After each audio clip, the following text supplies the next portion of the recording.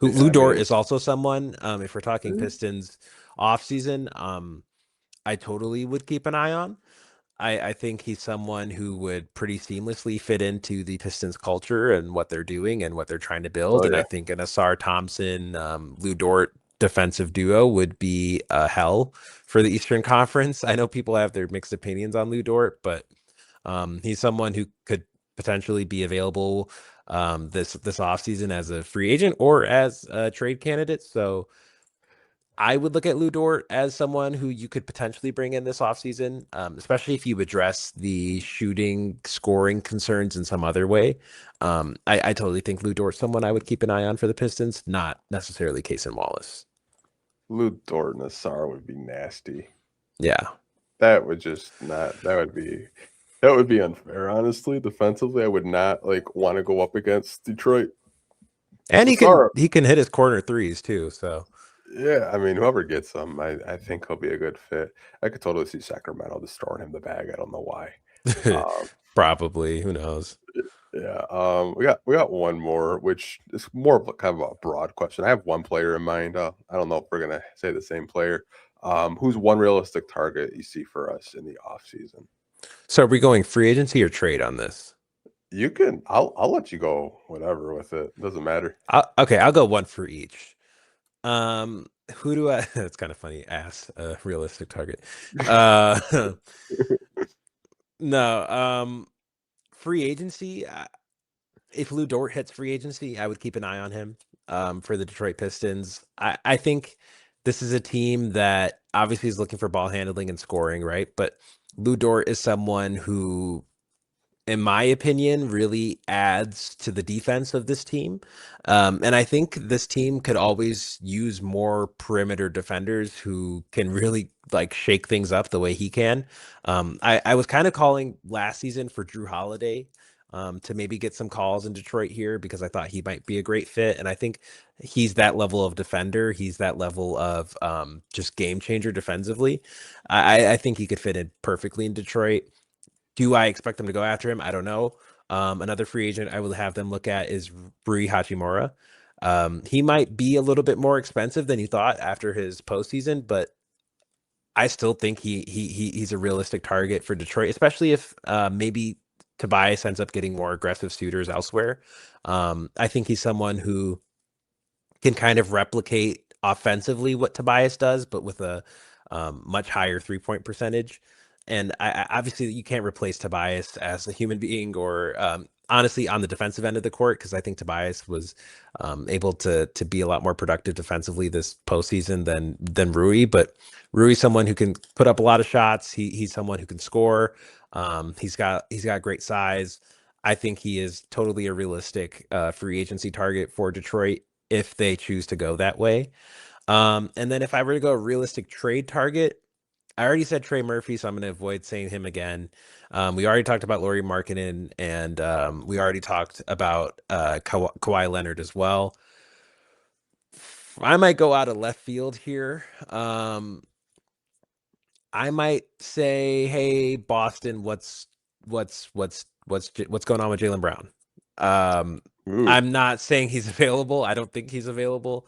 But I think that maybe potentially you look at. Okay, you know what? Realistic. I'll go away from that answer. That's not realistic. Realistic. Okay, let's just say I'm just gonna go Kyrie Irving. Kyrie Irving or Tyler Hero. I think those are two guys that totally could end up as Pistons this offseason. I think Tyler Hero less than Kyrie Irving.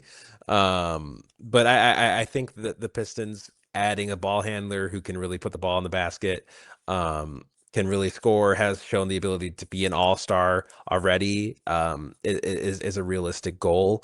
And I think they kind of want a proven guy, whether that be a Trey Murphy, whether that be a Kyrie Irving, whoever that may be. I think that's the type of player they're going to go after. Not saying Jalen Brown's going to be. I doubt he would ever be available. That was I, just that was purely hypothetical.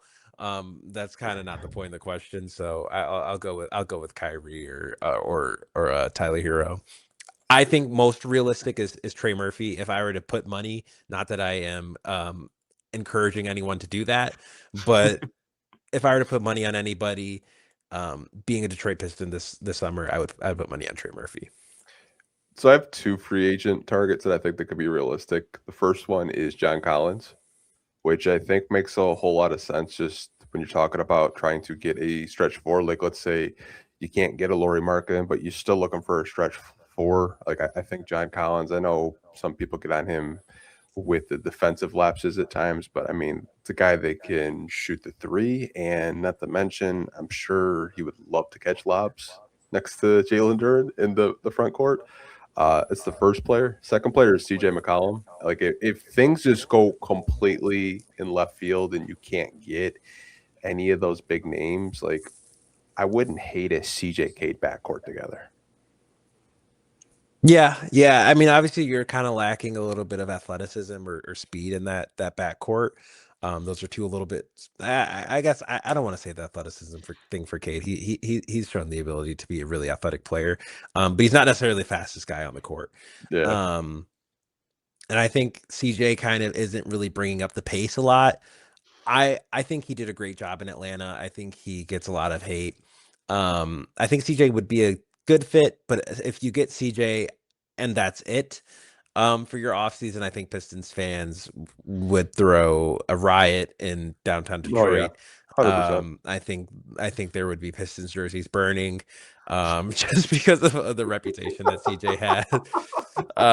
Just because it's Uh, just not the type of off, because like there's a lot of Pistons fans, and I want to say like maybe Detroit sports fans, not just Pistons fans in general, who are like kind of holding on to hope for the Pistons as going and being the one team in the city to really like make a move, like yeah. make a Go move all for in. like a guy.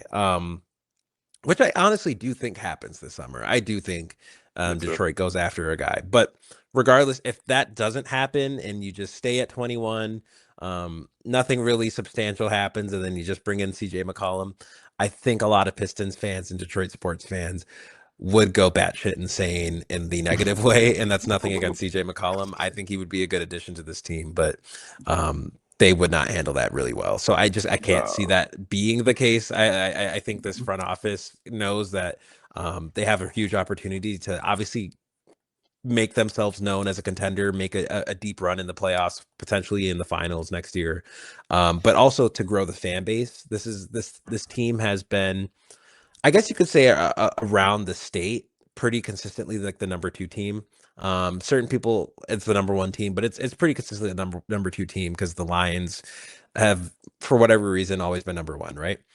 Um, they kind of had a not great off season, and they didn't really have a great season, and they have a weak schedule. We're not a Lions podcast. We're not here to talk about the Lions.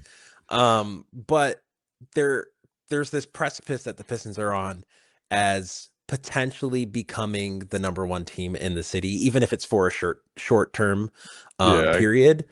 And especially now with the TV deal they have coming into next season being free for all Detroiters, it's going to get a lot more eyes on the product, because there's so many more people that can watch with ease of accessibility. That it's going to be huge next season to really grow this Pistons fan base, grow, like the level of attention this team has locally, and build a fan base similar to how people talk about that 2004 going to work era, right? Like people still talk about that even though the Pistons are almost on the conference finals. Like, man, if they were just the going to work team, you have the potential to really, make your stamp, make your brand of basketball known in the city. And if you can go out and nail this offseason, I think you're gonna do that. If you go out this season, this offseason, and it's only CJ McCollum, I'm sorry to tell you, they could win 63 games next season. I don't know if there would be the same level of belief come postseason. Yeah, man. I'm just saying, like, worst case scenario, you don't get any of those big fish or any of those big names, and you just kind of have to consolidate with, like, yeah, let's go get like another shooting guard for maybe a year. Like, worst case scenario, like Yeah, totally. that should not be Pistons fans like mindset going into this offseason. I'll give you a trade option. Sure. Um, Michael Porter Jr. I th- I think Brooklyn last year they wanted to see what his trade value was and try to kind of gauge it. I still feel like they're going to be a bad team next year. They're still going to be in rebuild mode, and they got hosed in the lottery. absolutely hosed in the lottery. And they might take another point guard because like where they're at, they might have to. But Yeah. MPJ and Trey Murphy to me seem probably the most realistic if I'm a Piston fan. I look at Trey Murphy, or I'm sorry, Trey Murphy. Just got Trey Murphy on the mind right now. Michael Porter Jr. I look at Michael Porter Jr. as someone who was almost a Piston this season, right? Like it felt like he was right there at like maybe they're gonna get a deal done. Um, I think Michael Porter Jr. would be a great addition to this team, but knowing what we've seen with this team in the postseason and just kind of like looking at how we view this team, I don't know if I can say Michael Porter Jr. is going to raise your ceiling the level that Lauri Markkanen would necessarily. Mhm. And that's because I think he's a great shooter. He showed a great ability to make plays with the ball. But I think his value in the playoffs, and especially like if he's going to be the second option on this team, is going to end up being a off the ball kind of guy. I can't necessarily see them running a lot of actions through Michael Porter Jr. while still also being, the 3-point shooter that he is. Um, and for that reason, I don't know if he's necessarily the most realistic. I mean, maybe they still go out and trade for him, and I look stupid in 3 months here. But I just we talk about ball handling, we talk about defense, and like not to say Michael Porter Jr. isn't able to handle the ball. Obviously, like he was able to do a little bit more of that in Brooklyn, but I don't know if I can necessarily see the fit as much as I did Yeah.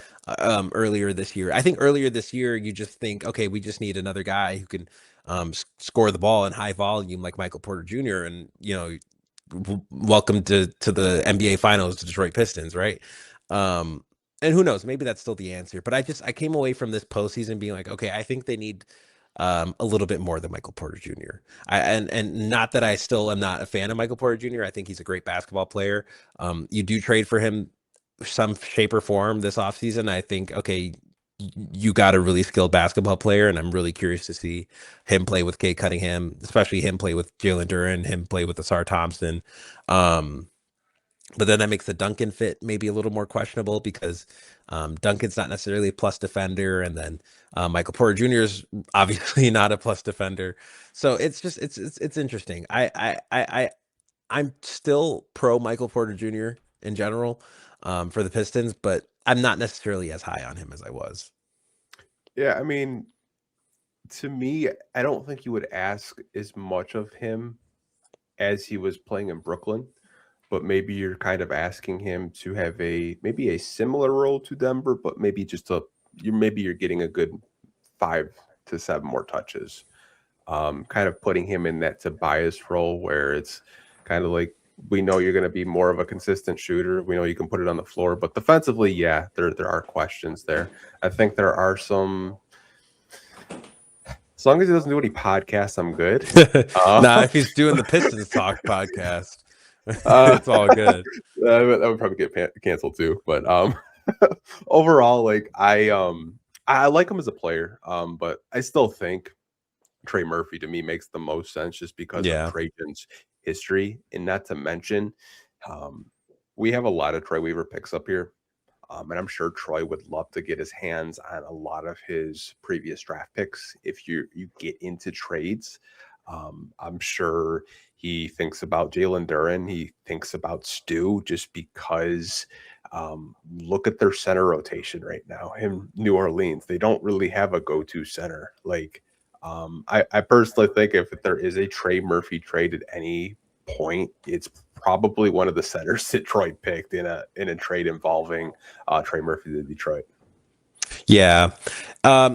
Because of his contract, I don't know if necessarily you'd have to. And I also think like leverage wise, I don't know if New Orleans has the leverage to be like, hey, like let's say Detroit doesn't want to include Stu in any of these deals, right? Like you Yeah, could say, all right, well, we'll be willing to offer more pick capital instead. yeah, And I think if you're New Orleans, you take that just because you're kind of entering next season as like this weird, I don't know, man. Like that's also part of the Trey Murphy thing that really makes it confusing for me to evaluate, because I think this is a team in New Orleans that could be like maybe like where Dallas was this season, where they're like kind of around the play-in range. I think they could make the play-in. I think they were talented enough. They had a good second half of the season. That being said, the priority for this team should be getting more draft talent, right? Like Yeah. whether that's, especially with the new lottery system, as long as they are like around that play in range, they'll be okay. Um, but I think it's just hard for me to be like, okay, well, pick capital is really going to smooth things over with Troy Weaver, because maybe Troy Weaver thinks this is like a team that could be top six in the West. That's a realistic possibility. I don't know. Um, but I think Trey Murphy is someone who you can get without necessarily giving up that core, because his contract is so um favorable. And I also think that's also part of why this front office, if I could imagine, would be salivating over one specific player, it'd be Troy Weaver, because they love those types of contracts where it's like a high value player and a Yeah. really controllable contract, still young. But maybe that's also why they would ask for a member of the core of this team. So who knows? I mean, I don't know. I personally, I'm gonna stand on the Isaiah Stewart needs to be part of this Pistons team, as long Oh, as you want to be 100%. a member of The Stu Crew. this yeah, member of this group. But as long as you want to be a contender, I think he's such an important point of what they do defensively. I do think Troy Weaver obviously loves him. And I think that would definitely be like potentially something that he asked for. But if I'm Detroit, I'm not giving up Stu.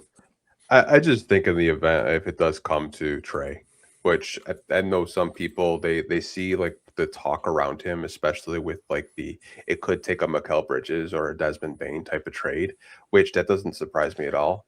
So, Um, not to interrupt you, sorry, but mhm. when you look at both of those trades, neither trade really involved like a core player. Yeah, Um, and you look at like Casey, it was like KCP and Cole Anthony for Desmond Bain, and then Mikal Bridges, it was like Bojan Bogdanovic. I think it was just Bojan Bogdanovic and pick capital, right? I'd have to look back, but I mean, if it's just picks, then yeah, maybe you do that. But if it's, I'm just thinking of previous GM drafted a majority of our core where we just had our most two successful seasons in the last 20 years. You probably would want to try to bring one of his guys. I mean, he signed He Sadiq. totally would, for sure. Signed Sadiq Bey. Obviously, I like Jeremiah Fears. I like Derek Queen. I think they're good players, but I think New Orleans is in a really weird situation. I don't know whether they want to rebuild or they want to compete. They're kind of just stuck in the middle. It's a weird situation. I mean, okay, here's a guy that I still am high on, and would not cost any real pick capital or core player, if New Orleans was willing to move off of him. Dejounte Murray. I think Dejounte Murray came off of an Achilles tear, looking like Dejounte Murray pre Achilles tear, which is pretty insane. His contract's still pretty favorable as well. Again, this is all up to New Orleans really picking a direction, which Troy Weaver was not great at doing here. He was great at drafting. Picking directions and roster construction was not really his thing. So who knows if that's maybe still affecting him in New Orleans. But if New Orleans is like, hey, we're going to just wipe our hands, Zion's on the trade block, Herb Jones is on the trade block, Trey Murphy's on the trade block. We're open for sale. We want to keep our young guys, and we want to, build a young core from start. I'd look at DeJounte Murray. If you're in that scenario of like what you're talking about with CJ McCollum, where shit just goes left, you don't get the big fish that you want to be able to get. I would personally look at DeJounte Murray as like a. I would happily take DeJounte Murray in Detroit. I think you look at what he's able to bring on the basketball court. He's a pesky defender, plus offensive player. He has an insane wingspan for being like 6'3", 6'4". Um, he would be a JB Bickerstaff like dream come true on the basketball court, because he's just such a dog defensively, and he talks a lot of shit, and he would immediately fit into the culture here. But maybe they're just trying to replicate the culture in New Orleans, and maybe they're just trying to be the Detroit Pistons in New Orleans, and they're going to only ask for guys that Troy Weaver drafted, which is a total realistic possibility. And I totally think that might be a sticking point in negotiations. We'll see. Yeah, Murray would actually be like really under the radar pickup. No, we're not going after Ja. Whoever just said that, better just delete your comment. You're gonna piss me off. No, we're I we're mean, we're, we're okay, hold on, hold on, hold on. Okay, I want to entertain this just for like 1 second. of course you I do. I wouldn't be opposed to it if you're not giving up anything of value. If you're not giving up anything of value and you get John Morant back, look, I know where things were this season, but I still believe there's a player there. You look at the game you played in France. I think Yeah. this is kind of an outlier season. I know, like some people think his athleticism is gone. I don't. I just think he's kind of in this weird situation. I think there's a lot of off the court factors that are kind of going into it. Do I think he's going to get up to some horrible antics in Detroit like everybody else has? No. I think he's grown. I just think he's in a shitty situation right now. I think his value is the lowest it's probably ever going to be until he's like 36 or whatever. Um, I think John Morant, wherever he goes, will have a resurgence. I seriously, truly do believe that. Do I believe the fit is in Detroit? No, because he still can't shoot the basketball, and they still need guys who can shoot the basketball. But they also need guys who can score. I'm just saying. I wouldn't do it. But if Memphis is like, hey, we'll give you an extra young player for taking on Ja, I'd consider it. I would at least consider it. I'm not saying I would do it, but I would consider it. I mean, you better give me Cam Spencer and some draft capital just to even take on the headache that comes with him.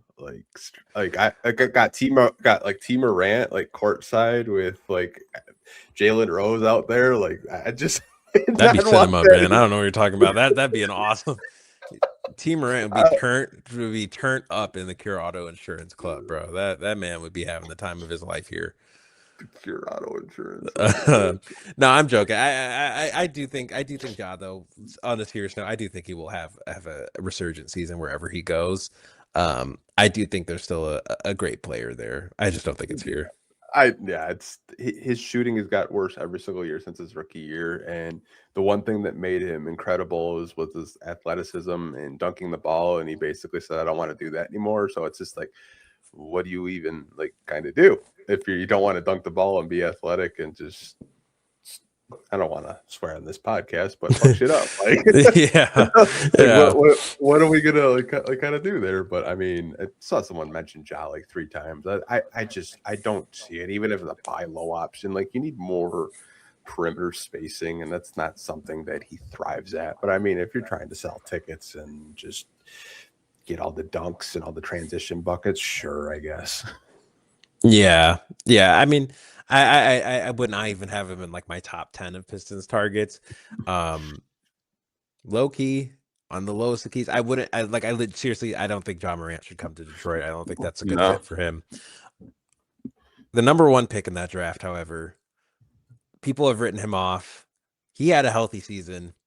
He played for Trajan Langdon before. No, he is not a shooter, but goddamn, can that man score the basketball? And you need more than anything. You need guys who can score the basketball. I'm not saying I would do it. Again, I'm not saying I would, but he would honestly be in my top 10 of guys that I would consider trading for. Also because of the cost. The cost I think would be pretty low.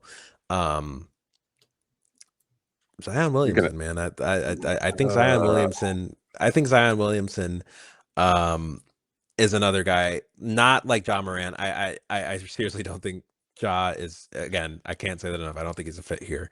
But I do think Zion could be. I think a Zion um Cade 2-man game Oh, would God, that would be cinema. That would be incredible to watch if you could just get um some form of 3-point shooting from him where he's shooting like 33 4 per 5% from three. Hey man, I'm just saying, I don't think it would happen. I don't expect it to happen, but if it did happen, one person who would not be hating on it would be me. I think Zion is a great basketball player. he has probably got the weirdest contract I've ever seen. I'm not even talking about the monies are. I don't know if you've ever read his contract details before, Oh, is it like it's like the staying in shape one, right? which he did He this did. year. He Yeah. did. I mean, he's got 42 going into next season, and then 44, and then he's a UFA. So there's not that much money that is attached to him, but he has to play. Let's see, 41 games, and he'll get 50% of his salary. And he has to hit above that metric, which he did hit that metric, so he will get the full 40. But you have to weigh less than 295 pounds, man. That's crazy. That's even Yeah, in the contract it's details. nuts. It's nuts. Again, that's why I wouldn't have him, be like, oh yeah, let's go out here and go get Zion. But hey man, low cost. And like these are just like if shit hits the fan and Kyrie ends up in Minnesota, Trey Murphy ends up in Indiana, Utah tells you to just block my number. I'm not trading Lauri Markkinen, and Kawhi aspiration deal makes it to where you can't trade for him, and you're kind of running thin on options. Boston's keeping Derek White, and then obviously the Jaylen Brown thing I don't think is going to happen, but like you're looking at all your options pretty much drying up. And free agency maybe isn't going your way. I don't know. Yeah, I mean, Cade has said that he'd like to play with Zion before he even got drafted. Oh, He okay. I said didn't know you said that. if you get bored, Old Man of the Three did an interview and they were talking about Zion. And he's just like, I like Oh, Zion. okay. He's Okay. like, I like Zion a lot. I will say, when players do leave New Orleans, they all of a sudden get healthy and they all of a sudden play some of their best basketball. Like Brandon Ingram, everyone thought was like completely washed, and he had a hell of a season in Toronto. Kind of sucks he got hurt during the playoffs because I honestly think Toronto probably could have upset Cleveland. Looks like Cleveland's not doing too well right now Yeah. against the Knicks, but I mean, I don't know, man. It's kind of like a buy low option. I mean, Zion at power forward would be kind of fun, but I feel Dude. like you'd have to put the ball in his hands a lot more than you want to put the ball in Jalen Duren's hands. Jalen Duren would just have to be a lob threat and just kind of just like a screen setter for those two. I mean, if you talk about ball handling as well, I mean that's someone who can also handle the ball. I'm not saying like that's something we really should be entertaining this offseason. I think more realistically, you're gonna end up with a Trey Murphy or one of the other guys we talked about. But I think Zion Williamson would be really fun in Detroit. I think his ability to create so much gravity as a scorer opens up a lot for Duran. I think it opens up a lot for Cade, and it could even open up a lot for Asar as well if he gets more aggressive. I think that'd be a really fun basketball team to watch. Like if you talk about like most fun teams to watch in the league, you get a healthy Zion Williamson on this team. That would be really fun to watch. Yeah, I mean, I think if he got out of New Orleans, I don't know if the Detroit nightlife would be kind of a distraction, but I mean, I don't know if he's gonna be downtown as much as he would be downtown in New Orleans. But I mean, you guys been down in Detroit, you know how lit it gets at night. um, Yeah, it's good. I don't hate the idea though.